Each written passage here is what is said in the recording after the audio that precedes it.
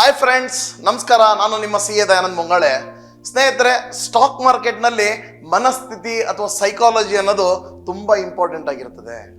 ಯಾಕಂದ್ರೆ stock market is comprising of EFG ಅಂತ ಕರಿತೀವಿ ನಾವು. ಅಂದ್ರೆ ಎಮೋಷನ್ಸ್, ಫಿಯರ್ ಅಂಡ್ ಗ್ರೀಡ್. ಈ ಸ್ಟಾಕ್ ಮಾರ್ಕೆಟ್ನಲ್ಲಿ ಇಬ್ಬರು ವ್ಯಕ್ತಿಗಳಲ್ಲಿ ನಡುವೆ ನಡೀತಕ್ಕಂತಹ ಒಂದು ಚಟುವಟಿಕೆ. ಸೊ ಅಂದ್ರೆ ಈ ಶೇರ್ ಮಾರ್ಕೆಟ್ನಲ್ಲಿ ಇಬ್ಬರ ಮಧ್ಯೆ ನಡೀತಕ್ಕಂತಹ ಒಂದು ಚಟುವಟಿಕೆ ಷೇರುಗಳ ಮೇಲೆ. ಎರಡು ಅಂಶಗಳು ಬಹಳ ಇಂಪಾರ್ಟೆಂಟ್ ಆಗಿರ್ತವೆ.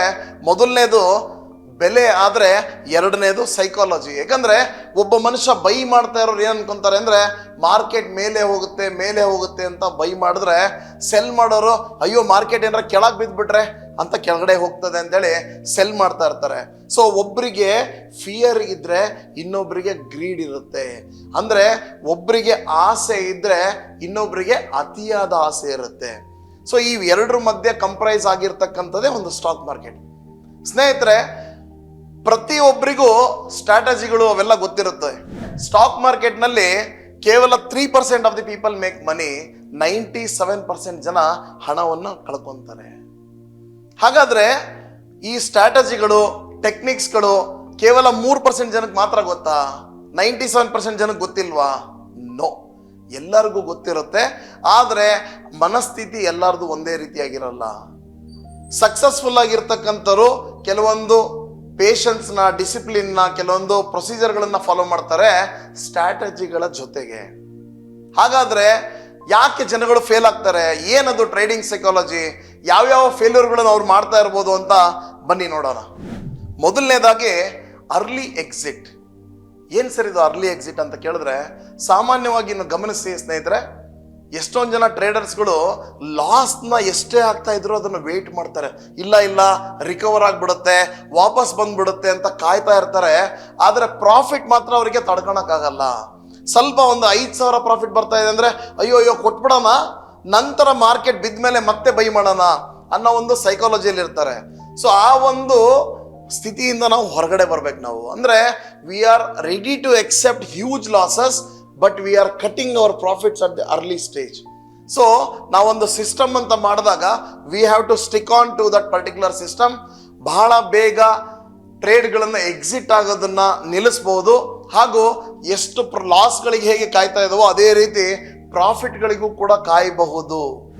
ಸೊ ಈ ಒಂದು ಡಿಫರೆನ್ಸ್ ನಾವು ಒಬ್ಬ ಸಕ್ಸಸ್ಫುಲ್ ಪರ್ಸನ್ ಹಾಗೂ ಒಬ್ಬ ಅನ್ಸಕ್ಸಸ್ಫುಲ್ ಪರ್ಸನ್ ಮಧ್ಯ ನೋಡ್ಲಿಕ್ಕೆ ನಮಗೆ ಸಿಗುತ್ತೆ. ಹಾಗಾದ್ರೆ ಎರಡನೇ ಪಾಯಿಂಟ್ ಬಂದ್ಬಿಟ್ಟು ಈಗೋ. ಸ್ನೇಹಿತರೆ, ಬಹಳಷ್ಟು ಜನ ಏನ್ ಅನ್ಕೊಂತಾರೆ ಅಂದ್ರೆ ನಾನು ಹೈಲಿ ಕ್ವಾಲಿಫೈಡ್ ಇದ್ದೀನಿ, ನಾನು ಡಿಗ್ರಿಗಳನ್ನೆಲ್ಲ ಓದಿದ್ದೀನಿ, ನಾನು ಹೆಂಗೆ ಲಾಸ್ ಮಾಡಕ್ ಸಾಧ್ಯ? ಅಥವಾ ಸ್ಕ್ರೀನ್ ನಲ್ಲಿ ಲಾಸ್ ಕಾಣಿಸ್ತಾ ಇದ್ರು ಕೂಡ ಅದನ್ನ ಹೇಗೆ ಹೊರಗೆ ಬರ್ಬೋದು ಅಥವಾ ಅದನ್ನ ಕಟ್ ಮಾಡ್ಬೇಕಾ ಅನ್ನೋದು ಅವರಿಗೆ ಅನಿಸ್ತಾ ಇರಲ್ಲ. ಯಾಕಂದ್ರೆ ನಾನೇನಾದ್ರೂ ಲಾಸ್ ಕಟ್ ಮಾಡ್ಬಿಟ್ರೆ ನನ್ನ ಫೇಲ್ಯೂರ್ನ ಎಕ್ಸೆಪ್ಟ್ ಮಾಡ್ಕೊಂಡಂಗೆ ಅನ್ನೋ ಒಂದು ಮನಸ್ಥಿತಿ ಅವರಲ್ಲಿ ಆಗಿರುತ್ತೆ. So that is the biggest difference between A successful and A unsuccessful trader ಅಂತ ನನ್ನ ಅನಿಸಿಕೆ. Third point is lack of education. ಸ್ನೇಹಿತರೆ, ನಾವು ಎಷ್ಟೇ ಫಾರ್ಮಲ್ ಎಜುಕೇಶನ್ ಕಲ್ತರೂ ಕೂಡ ಸ್ಟಾಕ್ ಮಾರ್ಕೆಟ್ಗೆ ಒಂದು ಪ್ರೋಸೆಸ್ ಇದೆ, ಸ್ಟಾಕ್ ಮಾರ್ಕೆಟ್ಗೆ ಒಂದು ಸಿಲೆಬಸ್ ಅಂತ ಇದೆ. ಅದನ್ನ ನಾವು ಚೆನ್ನಾಗಿ ರೂಢಿ ಮಾಡ್ಕೋಬೇಕಾಗತ್ತೆ. ಸೊ ಏನು ಗೊತ್ತಿಲ್ಲ, ಏನಿದೆ ಇದರಲ್ಲಿ, ಒಂದು ರೆಡ್ ಬಟನ್, ಒಂದು ಗ್ರೀನ್ ಬಟನ್ ಅಷ್ಟೇ ಇದರಲ್ಲಿ ಇರ್ತಕ್ಕಂಥದ್ದು. ನಾನು ಸ್ಟಾಕ್ ಮಾರ್ಕೆಟ್ನಲ್ಲಿ ಏನಿದೆ ಅದರಲ್ಲಿ ಏನು ಇಲ್ಲ, ಮೇಲೆ ಹೋಗುತ್ತೆ ಅಂದ್ರೆ ಗ್ರೀನ್ ಬಟನ್ ಪ್ರೆಸ್ ಮಾಡ್ತೀನಿ, ಕೆಳಗಡೆ ಬೀಳುತ್ತೆ ಅಂದ್ರೆ ರೆಡ್ ಬಟನ್ ಪ್ರೆಸ್ ಮಾಡ್ತೀನಿ ಅಂತ ಬಹಳಷ್ಟು ಜನ ಅನ್ಕೊಂಡು ಈ ಸ್ಟಾಕ್ ಮಾರ್ಕೆಟಿಗೆ ಬರ್ತಾರೆ. ಆದ್ರೆ ದುಡ್ಡು ಕಳ್ಕೊಂಡ ನಂತರ ಅವ್ರಿಗೆ ಗೊತ್ತಾಗುತ್ತೆ, ಇಲ್ಲ ಇದಕ್ಕೆ ಯಾವುದೋ ಬೇರೆ ಒಂದು ಇನ್ಫಾರ್ಮೇಶನ್, ಬೇರೆ ಒಂದು ಎಜುಕೇಶನ್ ಬೇಕಿತ್ತು ಅಂತ. So the difference between successful trader and an unsuccessful trader is lack of education. ಹಾಗಾದ್ರೆ ನಾಲ್ಕನೇ ಪಾಯಿಂಟ್ ಯಾವುದು ಅಂದ್ರೆ ಕ್ವಾಂಟಿಟಿ ಮ್ಯಾನೇಜ್ಮೆಂಟ್. ಅಂದ್ರೆ ಬಹಳಷ್ಟು ಜನ ಏನ್ ಅನ್ಕೊಂತಾರೆ ಅಂದ್ರೆ ನಾನು ಒಂದೇ ಟ್ರೇಡ್ ನಲ್ಲೇ ಒಂದೇ ದಿನಕ್ಕೆ ಬಹಳ ದೊಡ್ಡ ಕುಬೇರ ಆಗ್ಬಿಡ್ಬೇಕು ಅಂತ ಅನ್ಕೊಂತಾರೆ. ಲಾಟ್ ಸೈಜ್ಗಳಲ್ಲಿ ಕಂಟ್ರೋಲ್ ಇರೋದಿಲ್ಲ. 1 ಲಾಟು 2 ಲಾಟ್ ಮಾಡೋ ಜಾಗದಲ್ಲಿ 10 ಲಾಟ್ಗಳು, 20 ಲಾಟ್ಗಳು, 50 ಲಾಟ್ಗಳನ್ನ ಒಂದು ಟ್ರೇಡ್ಗಳನ್ನ ತಗೊಂತಾರೆ. ಸೊ ಅವರ ವಿರುದ್ಧವಾಗಿ ಏನಾದ್ರೂ ಹೋಯ್ತು ಅಂದ್ರೆ ಇರ್ತಕ್ಕಂತಹ ಎಲ್ಲಾ ಬಂಡವಾಳಗಳು ಆವಿಯಾಗಿ ಹೋಗುತ್ತೆ ಅನ್ನೋದು ಅವರು ಅದನ್ನ ತಿಳ್ಕೊಂಡಿರಲ್ಲ. So quantity management is very important. 5ನೇ ಪಾಯಿಂಟ್ ಪೂರ್ವ ಸಿದ್ಧತೆ, ಪ್ರೀ ಪ್ಲಾನಿಂಗ್. ಸ್ನೇಹಿತರೆ, ಯಾವುದೇ ಒಂದು ಟ್ರೇಡ್ ತಗೊಳೋದ್ಕಿಂತ ಮುಂಚೆ ಪ್ಲಾನ್ ಮಾಡ್ಬೇಕು ನಾವು.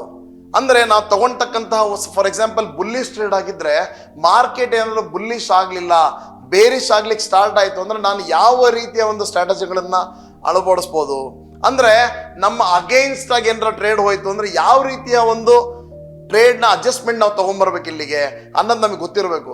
ಸಾಕಷ್ಟು ಜನಕ್ಕೆ ಏನಾಗುತ್ತೆ ಅಂದ್ರೆ ಯಾರೋ ಹೇಳಿರ್ತಾರೆ ಮಾರ್ಕೆಟ್ ಮೇಲೆ ಹೋಗುತ್ತೆ ಅಂತ, ಅವ್ರನ್ನ ಕೇಳ್ಕೊಂಡ್ಬಿಟ್ಟು ಟ್ರೇಡ್ ಮಾಡ್ಲಿಕ್ಕೆ ಸ್ಟಾರ್ಟ್ ಮಾಡ್ತಾರೆ. ಸೊ ಅವ್ರಿಗೆ ಏನ್ ಅನ್ಸುತ್ತೆ ಅಂದ್ರೆ ಅವರ ಮೇಲೆ ಕಾನ್ಫಿಡೆನ್ಸ್ಗಿಂತ ಅವ್ರು ಹೇಳಿರ್ತಕ್ಕಂಥ ಯಾರೋ ಫ್ರೆಂಡಿನ ಮೇಲೆ ಕಾನ್ಫಿಡೆನ್ಸು, ಈ ರೀತಿಯ ಒಂದು ಸೈಕಾಲಜಿಕಲಿ ಈ ತರ ಒಂದು ಬೇರೆಯವ್ರ ಮೇಲೆ ಹೋಪ್ಸು, ಬೇರೆಯವ್ರ ಮೇಲೆ ಅಸಂಪ್ಷನ್ ಅವ್ರು ಹೇಳೋದೆಲ್ಲ ಕರೆಕ್ಟ್ ಆಗಿರುತ್ತಪ್ಪ ಅಂತ ಅನ್ಕೊಂಡ್ಬಿಟ್ಟು ಮಾಡ್ತಕ್ಕಂಥ ಒಂದು ಟ್ರೇಡ್. ಅದಕ್ಕೋಸ್ಕರ ಇವ್ರೇನ್ ಮಾಡ್ತಾರೆ, ಹಣವನ್ನ ಕಳ್ಕೊಂತಾರೆ. ಸ್ನೇಹಿತರೆ, 6ನೇ ಪಾಯಿಂಟ್ ಯಾವುದು ಅಂದ್ರೆ ಗೋಯಿಂಗ್ ಅಗೇನ್ಸ್ಟ್ ದ ಟ್ರೆಂಡ್. ಅಂದ್ರೆ ಸ್ಟಾಕ್ ಮಾರ್ಕೆಟ್ ನಲ್ಲಿ ನಾವು ಹೇಳ್ತೀವಿ ಟ್ರೆಂಡ್ ಈಸ್ ಅವರ್ ಫ್ರೆಂಡ್ ಅಂತ. ಸೊ ಮಾರ್ಕೆಟ್ ಬುಲ್ಲಿಶ್ ಇದೆ ಅಂದ್ರೆ we have to take the bullish trades. Market ಏನಾದ್ರು ಬೇರಿಶ್ ಇದೆ ಅಂದ್ರೆ we have to take the bearish trade. ಆದ್ರೆ ಕೆಲವೊಬ್ರು ಏನ್ ಮಾಡ್ತಾರೆ ಅಂದ್ರೆ they will go against the trade, against the trend. So what they will do is they will go against the trend. ಅಂದ್ರೆ ಆ ಟ್ರೆಂಡಿನ ಆಪೋಸಿಟ್ ಡೈರೆಕ್ಷನ್ ಅಲ್ಲಿ ಹೋದ್ರೆ ಏನಾಗುತ್ತೆ, ಲಾಸ್ ಆಗುತ್ತೆ. ಸೊ ಇದು ಒಂದು ಸೈಕಾಲಜಿ. ಇಲ್ಲ ಮಾರ್ಕೆಟ್ ಬೀಳ್ತಾ ಇದೆ ಇಲ್ಲಿಂದ ಮೇಲೆ ಬರುತ್ತೆ ಅಂತ ಅನ್ಕೊಂತಾರೆ.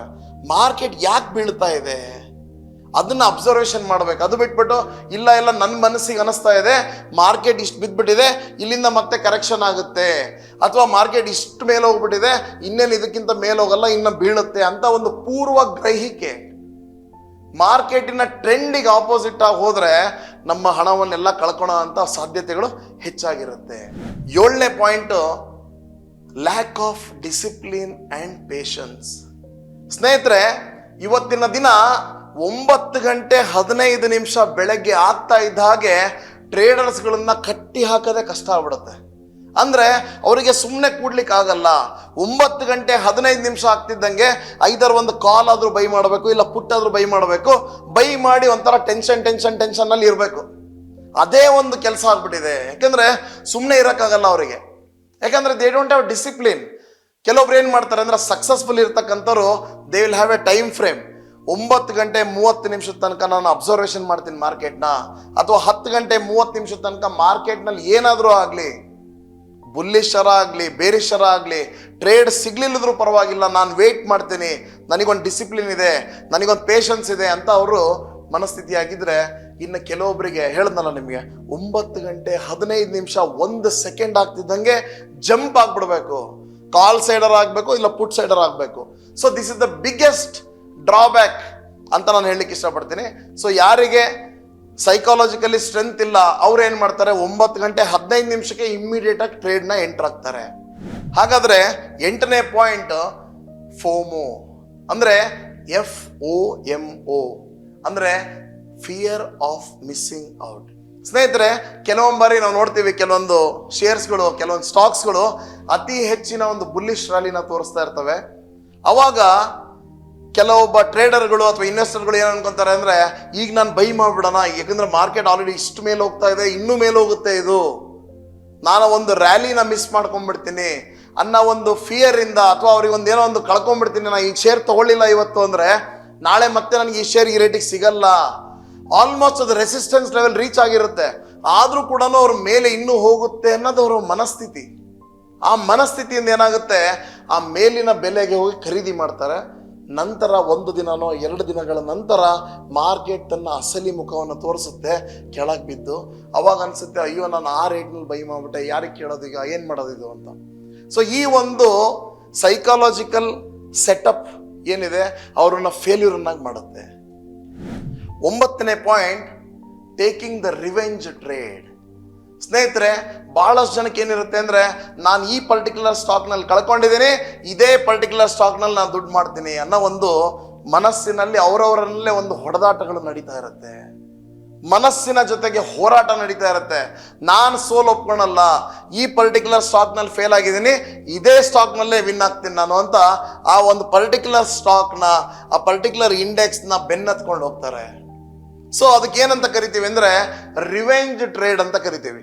ಒಂದು ಟ್ರೇಡ್ ಅನ್ನ ಕಳ್ಕೊಂಡಿರ್ತಾರೆ, ಅದೇ ಒಂದು ಪರ್ಟಿಕ್ಯುಲರ್ ಸ್ಟಾಕ್ನಲ್ಲಿ ತಿರ್ಗಾ ಮತ್ತೆ ಹೂಡಿಕೆ ಮಾಡಿ ಅಲ್ಲಿಂದಾನೇ ದುಡ್ಡು ತಗೊಂಡ್ಬರ್ತೀನಿ, ಕಾಯ್ತೀನಿ ನಾನು, ಮೇಲೆ ಬಂದೇ ಬರುತ್ತೆ ಅಂತಕ್ಕಂಥ ಒಂದು ಮನಸ್ಥಿತಿ ಆಗಿರುತ್ತೆ. ಸೊ ಈ ರಿವೆಂಜ್ ಟ್ರೇಡ್ ತಗೊಳ್ತಕ್ಕಂಥ ಒಂದು ಮನಸ್ಥಿತಿ ಫೇಲ್ಯೂರಿಗೆ ಒಂದು ಕಾರಣ ಆಗುತ್ತೆ.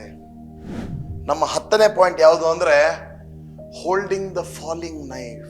ಅಂದರೆ ಬೀಳತಕ್ಕಂಥ ಒಂದು ಸ್ಟಾಕ್ಸ್ನ ಅತಿ ಹೆಚ್ಚಾಗಿ ಆವ್ರೇಜ್ ಮಾಡ್ತಕ್ಕಂಥದ್ದು. ಏನಾಗುತ್ತೆ ಸ್ನೇಹಿತರೆ ಅಂದರೆ ಮಾರ್ಕೆಟ್ನಲ್ಲಿ ಬೇರಿಶ್ ಟ್ರೆಂಡ್ ನಡೀತಾ ಇರುತ್ತೆ, ಆದರೆ ಬಹಳ ಬೇಗ ಆವ್ರೇಜ್ ಮಾಡ್ತಕ್ಕಂಥದ್ದು. ಅಂದರೆ ಫಾರ್ ಎಕ್ಸಾಂಪಲ್ 0.5% ಕೂಡ ಫಾಲ್ ಆಗಿರಲ್ಲ, ಆಗಲೇ ನೆಕ್ಸ್ಟ್ ಆವ್ರೇಜ್ ಮಾಡ್ತಕ್ಕಂಥದ್ದು, ಇನ್ನೂ 0.5%ಗೆ ಇನ್ನೂ ಆವ್ರೇಜ್ ಮಾಡ್ತಕ್ಕಂಥದ್ದು. ಸೊ ಫಾಲಿಂಗ್ ನೈಫ್ ಅಂದರೆ ಬೀಳ್ತಕ್ಕಂಥ ಕತ್ತಿನ ನಾವು ಹಿಡಿದ್ರೆ ಏನಾಗುತ್ತೆ, ನಮ್ಮ ಕೈ ಕತ್ತರಿಸೋಗುತ್ತೆ ಅಥವಾ ನಮ್ಮ ಕೈ ಕುಯ್ಯುತ್ತೆ. ಅದೇ ರೀತಿ ಫಾಲಿಂಗ್ ಸ್ಟಾಕ್ಸ್ನ ಆವ್ರೇಜ್ ಮಾಡ್ತಾ ಹೋದಾಗ ನಮ್ಮ ಆವ್ರೇಜ್ ಕಾಸ್ಟ್ ತುಂಬ ಮೇಲಿರುತ್ತೆ, ಆದರೆ ನಮ್ಮ 2-3 ದಿನಗಳ ನಂತರ ನೋಡ್ತೀವಿ ನಾವು, ಅಥವಾ ಒಂದು ವಾರಗಳ ನಂತರನೋ ಒಂದು ತಿಂಗಳುಗಳ ನಂತರ ನೋಡಿದಾಗ 15% 20% ಕೆಳಗಡೆ ಇರುತ್ತೆ. ಸೊ ಯಾವುದೇ ಕಾರಣಕ್ಕೂ ಈ ಫಾಲಿಂಗ್ ನೈಫ್ಗಳನ್ನ ಹೇಗೆ ಕ್ಯಾಚ್ ಮಾಡಬಾರ್ದು, ಅದೇ ರೀತಿ ಫಾಲಿಂಗ್ ಸ್ಟಾಕ್ಸ್ಗಳಲ್ಲಿ ಅತಿ ಹೆಚ್ಚಿನ ಒಂದು ಗಮನವನ್ನು ವಹಿಸಿ ಆವ್ರೇಜ್ ಮಾಡಬೇಕಾಗುತ್ತೆ.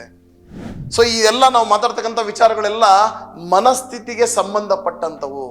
ಈ ಯಾವುದೋ ಫಾರ್ಮುಲಾ ಕ್ಯಾಲ್ಕುಲೇಟರ್ ಹಾಕಿದರೆ ಇದು ತಿಳಿಲಿಕ್ಕಾಗಲ್ಲ ಅಂಥದ್ದು.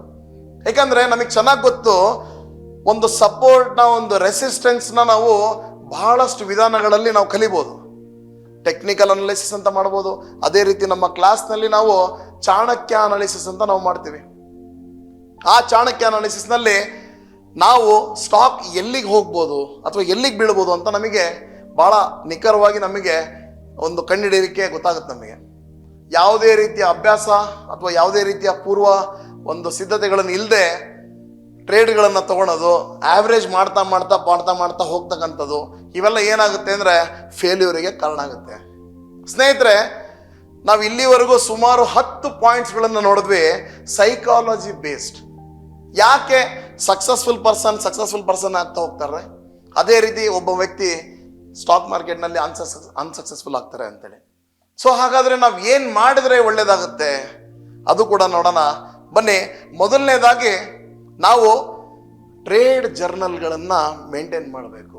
ಏನಿದು ಟ್ರೇಡ್ ಜರ್ನಲ್ ಅಂದರೆ ಒಂದು ಪುಸ್ತಕದಲ್ಲಿ ಬರೀಬೇಕು ನಾವು, ಇವತ್ತು ದಿನಾಂಕ ಇಷ್ಟು, ಬೆಳಗ್ಗೆಯಿಂದ ಯಾವ್ಯಾವ ಟ್ರೇಡ್ಗಳನ್ನು ತಗೊಂಡೆ, ಎಷ್ಟು ಕ್ವಾಂಟಿಟಿ ಇನ್ವೆಸ್ಟ್ ಮಾಡಿದೆ, ಎಷ್ಟು ಲಾಟ್ಗಳನ್ನು ತಗೊಳ್ಳುವಾಗ ನನ್ನ ಮನಸ್ಥಿತಿ ಏನಿತ್ತು, ನನ್ನ ಮನಸ್ಥಿತಿ ಬುಲ್ಲಿಶ್ ಇತ್ತೋ ಬೇರಿಶ್ ಇತ್ತೋ, ಅಥವಾ ತಗೊಳ್ಳುವಾಗ ಸಪೋರ್ಟ್ ಅನ್ನೋದನ್ನ ಹೇಗೆ ಕಂಡಿಡದೆ, ಕ್ಯಾಂಡಲ್ ಸ್ಟಿಕ್ಸ್ ನೋಡಿ ಕಂಡಿಡದ್ನೋ, ಇಂಡಿಕೇಟರ್ಸ್ ನೋಡಿ ಕಂಡಿಡದ್ನೋ, ಅಥವಾ ಚಾಣಕ್ಯ ಅನಾಲಿಸಿಸ್ ಏನಾರ ಮಾಡಿದರೆ ಇದೆಲ್ಲ ಪ್ರಾಬ್ಲಮ್ಸ್ಗಳು ಬರ್ತಾ ಇರಲಿಲ್ಲ ಅನ್ನೋದು ನನ್ನ ಒಂದು ನಂಬಿಕೆ. ಸೊ ಯಾವ ರೀತಿ ತಗೊಂಡೆ ಅನ್ನೋದನ್ನ ನಾವಲ್ಲಿ ಬರೀಬೇಕು.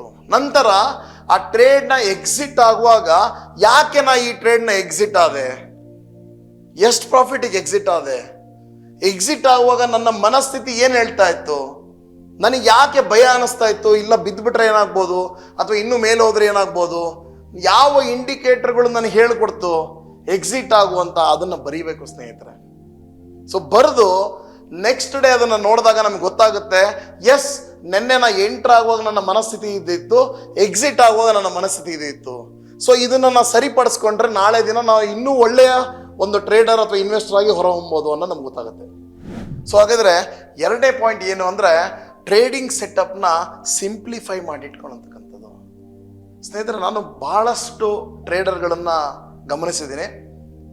ಒಂದು ಕ್ಯಾಂಡಲ್ ಸ್ಟಿಕ್ಸ್ ನೋಡಲಿಕ್ಕೆ ಆಗಲ್ಲ, ಅಷ್ಟು ನಂಬರ್ ಆಫ್ ಇಂಡಿಕೇಟರ್ಗಳನ್ನು ಹಾಕೊಂಡಿರ್ತಾರೆ. ಸೊ ಕ್ಯಾಂಡಲ್ ಸ್ಟಿಕ್ಸ್ ನೋಡಬೇಕು ಅಂದರೆ ಎಲ್ಲ ಇಂಡಿಕೇಟರ್ಸ್ಗಳನ್ನು ಆಫ್ ಮಾಡಿದ್ರೆ ಮಾತ್ರ ಕ್ಯಾಂಡಲ್ ಕಾಣುತ್ತೆ, ಅಷ್ಟು ಇಂಡಿಕೇಟರ್ಸ್ಗಳನ್ನು ಹಾಕೊತಾರೆ. ನೋಡಿ, ಯಾವ ಇಂಡಿಕೇಟರ್ ಒಳ್ಳೆಯದು ಅನ್ನೋದಕ್ಕಿಂತ ನಿಮಗೆ ಯಾವುದು ರೂಢಿಯಾಗಿದೆ, ಯಾವ ಒಂದು ಇಂಡಿಕೇಟರ್ ನಿಮಗೆ ಕರೆಕ್ಟಾಗಿ ನಿಮಗೆ ಒಂದು ಲೆವೆಲ್ಸ್ ಕೊಡ್ತಾ ಇದೆ ಅಂತ ನಿಮಗೆ ಅನಿಸುತ್ತೋ ಆ 1 ಅಥವಾ 2 ಇಂಡಿಕೇಟರ್ಗಳನ್ನು ಬಳಸ್ಬೋದು. ಅತಿ ಹೆಚ್ಚಾಗಿ ಏನೋ ಅಂತಾರಲ್ಲ, two money cooks spoil the food ಅನ್ನೋ ಹಾಗೆ ಬಹಳಷ್ಟು ಇಂಡಿಕೇಟರ್ ಏನು ಮಾಡುತ್ತೆ ಅಂದರೆ ನಿಮಗೆ ಒಂದು ತಪ್ಪು ಒಂದು ದಾರಿಯನ್ನು ತೋರಿಸ್ಬೋದು ಅಂತ ಕೂಡ ನನಗೆ ಅನಿಸುತ್ತೆ. So have A very simplified trading setup ಅಂತ ಹೇಳಲಿಕ್ಕೆ ಇಷ್ಟಪಡ್ತೀನಿ. ಸೊ 3ನೇದಾಗಿ ನಮ್ಮ ಟ್ರೇಡಿಂಗ್ ಎನ್ವಿರಾನ್ಮೆಂಟನ್ನು ಬಹಳ ಕ್ಲೀನಾಗಿ ಇಟ್ಕೊಳ್ಳೋ ಅಂಥದ್ದು. ಅಂದರೆ ಮಾರ್ಕೆಟ್ 9:15 ಸ್ಟಾರ್ಟ್ ಆಗುತ್ತೆ ಅಂದರೆ ಅದಕ್ಕಿಂತ ಮುಂಚೆ ಯಾರ್ದೋ ಫ್ರೆಂಡ್ಸ್ ಜೊತೆಗೋ ಅಥವಾ ಫ್ಯಾಮಿಲಿನಲ್ಲೋ ಅಥವಾ ಬಾಸ್ ಜೊತೆಗೋ ಏನೋ ಒಂಥರ ಘರ್ಷಣೆಯ ಮಾತುಗಳನ್ನ ಈ ಥರ ಆಡಿ ನಂತರ ಮಾರ್ಕೆಟ್ನಲ್ಲಿ ಟ್ರೇಡಿಂಗಿಗೆ ಕೂತ್ಕೊಳ್ಳೋ ಅಂಥದ್ದು ಅಥವಾ ಒಂದು ನೆಗೆಟಿವ್ ಮೈಂಡ್ಸೆಟ್ಟಿಂದ ಟ್ರೇಡ್ ಮಾಡೋದಾಗಲಿ, ಇದನ್ನು ಅವಾಯ್ಡ್ ಮಾಡಿ ನಮಗೆ ತಿಳಿದಿರ್ತಕ್ಕಂತಹ ಯಾವುದೇ ಆಗಿರ್ಬೋದು ಒಂದು ನಿಧಾನವಾಗಿ ಉಸಿರಾಟವನ್ನು ಆಡಿ ಅಥವಾ ಒಂದು ಒಳ್ಳೆ ಪಾಸಿಟಿವಿಟಿಯಿಂದ ನಾವು ಮಾರ್ಕೆಟ್ ಸ್ಟಾರ್ಟ್ ಮಾಡ್ತೀನಿ, ಇವತ್ತು I will be A successful, market ನನ್ನ ಟ್ರೆಂಡಿನ ವಿರುದ್ಧವಾಗಿ ಹೋದರೂ ಕೂಡ ಅದನ್ನು ಹೇಗೆ ನಾನು ಪ್ರಾಫಿಟಾಗಿ ತೊಗೊಂಬರ್ತೀನಿ ಅನ್ನೋ ಒಂದು ಪೂರ್ವ ಸಿದ್ಧತೆಯಿಂದ ನಾವು ಸ್ಟಾರ್ಟ್ ಮಾಡಿದ್ರೆ V can B A successful trader ಅಂತ ನನಗೆ ಅನ್ಸುತ್ತೆ. ಸ್ನೇಹಿತರೆ, 4ನೇದಾಗಿ ಅತಿ ಹೆಚ್ಚಾಗಿ ಬೇರೆ ಒಂದು ಇನ್ಫಾರ್ಮೇಷನ್ ಮೇಲೆ ಡಿಪೆಂಡ್ ಆಗಿ ನಾವು ಟ್ರೇಡ್ ತೊಗೊಳ್ತಕ್ಕಂಥದ್ದು. ಅಂದರೆ ಇವತ್ತಿನ ದಿನ ಹೇಗಾಗಿದೆ ಅಂದರೆ ಟೆಲಿಗ್ರಾಮ್ಸಲ್ಲಾಗಿರ್ಬೋದು, ವಾಟ್ಸಪ್ನಲ್ಲಾಗಿರ್ಬೋದು, ನಾವು ಕಾಲ್ ಕೊಡ್ತೀವಿ ಸರ್ ನಮಗೆ ಇಷ್ಟು ಕೊಡಿ ಅಷ್ಟು ಕೊಡಿ ಅಂತೆಲ್ಲ ಹೇಳಿ, ಅಥವಾ ಕೆಲವೊಬ್ಬರು ಫೈನಾನ್ಷಿಯಲ್ ಇನ್ಫ್ಲೂಯೆನ್ಸರ್ಸ್ ಅಂತಲೇ ಇದ್ದಾರೆ, ಅವ್ರುಗಳು ಕಾಲ್ಸ್ಗಳನ್ನು ಕೊಡೋದು, ಆ ಕಾಲ್ಸ್ಗಳನ್ನು ಡಿಪೆಂಡ್ ಆಗಿ ತೊಗೊಳ್ತಕ್ಕಂಥದ್ದು. ಸ್ನೇಹಿತರೆ, ಒಂದು ವಿಚಾರ ಹೇಳಲಿಕ್ಕೆ ಇಷ್ಟಪಡ್ತೇನೆ, ನಾವು ಯಾವುದೇ ಒಂದು ಟ್ರೇಡ್ ತೊಗೊಳೋದಕ್ಕಿಂತ ಮುಂಚೆ ನಮ್ಮ ಒಂದು ಅನಾಲಿಸಿಸ್ ತುಂಬ ಇಂಪಾರ್ಟೆಂಟ್ ಆಗಿರುತ್ತೆ, ನಮ್ಮ ಒಂದು ಕಲಿಕೆ ಭಾಳ ಇಂಪಾರ್ಟೆಂಟ್ ಆಗಿರುತ್ತೆ. So have faith in our education, ಅಂದರೆ ನಮ್ಮ ಎಜುಕೇಷನ್, ನಾವೇನು ಕಲಿತೇವೋ ಅಂದರೆ ಎಲ್ಲಾದರೂ ಕಲೀರಿ. ನಾನು ಅದನ್ನು ಹೇಳೋ ಒಂದು ವಿಚಾರ ಯಾವಾಗಲೂ ಹೇಳ್ತಾ ಇರ್ತೀನಿ, ಎಲ್ಲಾದರೂ ಕಲೀರಿ, ಆದರೆ ಕಲ್ತು ಬಿಟ್ಟು ನಂತರ ಇನ್ವೆಸ್ಟ್ ಮಾಡ್ಲಿಕ್ಕೆ ಸ್ಟಾರ್ಟ್ ಮಾಡಿ. ಯಾರೋ ಒಬ್ರು ಹೇಳಿದ್ರು ಅಂತ ಇನ್ವೆಸ್ಟ್ ಮಾಡೋದು, ಯಾರೋ ಒಬ್ರು ಹೇಳಿದ್ರು ಅಂತ ಕಾಲು ಅಥವಾ ಪುಟ್ಟನ್ನು ಬೈ ಮಾಡೋ ಅಂಥದ್ದು ದಯವಿಟ್ಟು ಅವಾಯ್ಡ್ ಮಾಡಿ. Because this is very important. ಬೇರೆಯವ್ರ ಮೇಲೆ ಡಿಪೆಂಡ್ ಆಗೋದಕ್ಕಿಂತ ನಮ್ಮ ಒಂದು ವಿದ್ಯಾಭ್ಯಾಸದ ಮೇಲೆ ಅಥವಾ ನಮ್ಮ ಒಂದು ನಾಲೆಜ್ ಮೇಲೆ ಡಿಪೆಂಡ್ ಆಗಿ ಟ್ರೇಡ್ ತೊಗೊಳೋದು ಭಾಳ ಇಂಪಾರ್ಟೆಂಟ್ ಅಂತ ಅನ್ಸುತ್ತೆ. ಸ್ನೇಹಿತರೆ, last but not least, market is more supreme, market is more intelligent than you, me and all of us. ಸ್ನೇಹಿತರೆ, ನಾವೇನು ಅನ್ಕೊಂತೀವಿ ಅಂದರೆ ಮಾರ್ಕೆಟ್ನಲ್ಲಿ ನಾನೇ ಸುಪ್ರೀಮು, ನಾನು ತೊಗೊಂಡಿರ್ತಕ್ಕಂಥ ಬೆಲೆನೇ ಬೆಸ್ಟ್ ಬೆಲೆ ಅಥವಾ ನಾನು ಕೊಟ್ಟಿರ್ತಕ್ಕಂಥದ್ದೇ ಒಂದು ಹೈಯೆಸ್ಟ್ ಬೆಲೆ ಅಂತ ನಾವು ಅಂದ್ಕೊಂಡಿರ್ತೀವಿ. ಆದರೆ ನಮಗೊಂದು 2-3 ದಿನಗಳ ನಂತರ ಅಥವಾ ಕೆಲವೇ ಗಂಟೆಗಳ ನಂತರ ಗೊತ್ತಾಗುತ್ತೆ ನಾವು ನಾಲೆಜಬಲ್ಲು, ಮಾರ್ಕೆಟ್ ಈಸ್ ಮೋರ್ ನಾಲೆಜಬಲ್ ಅಂತ. ಸೊ ಅದೇ ರೀತಿ ನಾನು ಏನು ಹೇಳಲಿಕ್ಕೆ ಇಷ್ಟಪಡ್ತೀನಿ ಅಂದರೆ we should always have an exit mechanism. ಅಂದರೆ ಹೆಡ್ಜಿಂಗ್ ಮಾಡೋದು ಅಥವಾ ಸ್ಟಾಪ್ ಲಾಸ್ಗಳನ್ನು ಇಡ್ತಕ್ಕಂಥದ್ದು ಬಹಳ ಚೆನ್ನಾಗಿ ನಮಗೆ ಗೊತ್ತಿರಬೇಕು. ಸೊ ಇದನ್ನು ಕಲ್ತ್ಕೊಂಡ್ರೆ we can be more successful in the stock market ಅಂತ ಹೇಳಲಿಕ್ಕೆ ನಾನು ಇಷ್ಟಪಡ್ತೀನಿ. ಸ್ನೇಹಿತರೆ, ಅದೇ ರೀತಿ ನಮ್ಮ CA Dayananda Mungale stock market training institute Rajajinagar first ಬ್ಲಾಕ್ನಲ್ಲಿ ಇರುತ್ತೆ, very near to Navrang theatre. ಇಲ್ಲಿ ನಾವು ಪ್ರತಿ ಶುಕ್ರವಾರ, ಶನಿವಾರ ಹಾಗೂ ಭಾನುವಾರ ಸೆಮಿನಾರ್ಸ್ಗಳನ್ನು ಕಂಡಕ್ಟ್ ಮಾಡ್ತೀವಿ. ಯಾರಿಗೆ ಸಕ್ಸಸ್ಫುಲ್ ಟ್ರೇಡರ್, ಇನ್ವೆಸ್ಟರ್ ಆಗಬೇಕು ಅನ್ನೋ ಒಂದು ಹಂಬಲ ಅಥವಾ ಬಯಕೆ ಇದೆ, ಅವರು ಈ ಕೆಳಕಂಡ ನಂಬರಿಗೆ ಕಾಂಟ್ಯಾಕ್ಟ್ ಮಾಡಿ ನಿಮ್ಮ ಸೀಟ್ಸ್ಗಳನ್ನು ರಿಸರ್ವ್ ಮಾಡಿಕೊಡಿ. ಸ್ನೇಹಿತರೆ, ಇದಾಗಿತ್ತು ಇವತ್ತಿನ ವಿಷಯ. ಇದೇ ರೀತಿಯ ಹೆಚ್ಚಿನ ವಿಷಯಗಳನ್ನು ನಿಮಗೆ ತಿಳ್ಕೋಬೇಕು ಅನ್ನಂಗಿದ್ರೆ ಅಥವಾ ನಿಮಗೆ ಯಾವ್ದಾದ್ರು ಟಾಪಿಕ್ ಬಗ್ಗೆ ನಾನು ಮಾತಾಡಬೇಕು ಅನ್ನಂಗಿದ್ರೆ ಕಾಮೆಂಟ್ ಸೆಕ್ಷನ್ನಲ್ಲಿ ದಯವಿಟ್ಟು ಟೈಪ್ ಮಾಡಿ. ಅದರ ಬಗ್ಗೆ ನಾನು ಹೆಚ್ಚಿನ ಒಂದು ನಾಲೆಜ್ನ ತಗೊಂಡು ನಿಮ್ಮ ಮುಂದೆ ಬರ್ಲಿಕ್ಕೆ ನನ್ನ ಪ್ರಯತ್ನ ಮಾಡ್ತೀನಿ. ಸ್ನೇಹಿತರೆ, ನಮ್ಮ ಚಾನಲ್ ಇಷ್ಟ ಆಗಿತ್ತು ಅಂದರೆ ಈ ವಿಡಿಯೋನ ಲೈಕ್ ಮಾಡಿ, ಸಬ್ಸ್ಕ್ರೈಬ್ ಮಾಡಿ ಹಾಗೂ ಶೇರ್ ಮಾಡಿ. Thank you so much.